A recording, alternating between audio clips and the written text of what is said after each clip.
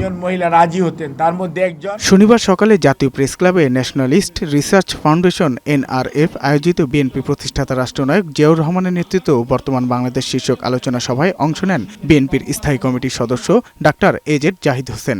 এ সময় দলের অন্যান্য কেন্দ্রীয় নেতারা উপস্থিত ছিলেন। জন আকাঙ্ক্ষার বিরুদ্ধে গেলে এর পরিণতি পরাজয়, তাই জনগণের প্রত্যাশা পূরণে সরকারকে কাজ করার আহ্বান জানান দলের স্থায়ী কমিটির সদস্য AZ জাহিদ হোসেন।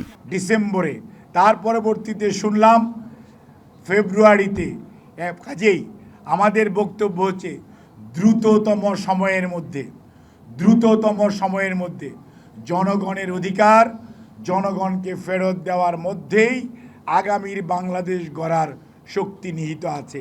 এদিকে শনিবার বিকেলে ঢাকা রিপোর্টার্স ইউনিটিতে বিপ্লবী ওয়ার্কার্স পার্টির ২১তম প্রতিষ্ঠাবার্ষিকীর পুনর্মিলনীর অনুষ্ঠানে যোগ দেন বিএনপির মহাসচিব মির্জা ফখরুল ইসলাম আলমগীর। শুভেচ্ছা বক্তব্যে তিনি বলেন, শুধু কথায় বা আলোচনার মাধ্যমে সংস্কারের মতো এই বিশাল কাজ সম্ভব নয়, দরকার মানসিকতার পরিবর্তন। বিএনপির ভারপ্রাপ্ত চেয়ারম্যান জনাব তারেক রহমানের সঙ্গে অন্তর্বর্তীকালীন সরকারের প্রধান উপদেষ্টা ডক্টর প্রফেসর মোহাম্মদ ইউনূস তিনি একটা সভা করলেন। এটা নিঃসন্দেহে আমাদের সকলের কাছে একটা অত্যন্ত আশার বাণী সামনে এনে দিয়েছে। ফেব্রুয়ারি মাসে একটা নির্বাচন হবে, তার মাধ্যমে আমাদের কিছুটা হলেও আমরা আমাদের সেই আশাগুলো পূরণ করার একটা সুযোগ তৈরি হবে। মহাসচিব আরও বলেন, অভ্যুত্থানের মাধ্যমে দেশ বিনির্মাণে যে নতুন সুযোগ তৈরি হয়েছে, সবাইকে ঐক্যবদ্ধ হয়ে তা কাজে লাগাতে হবে।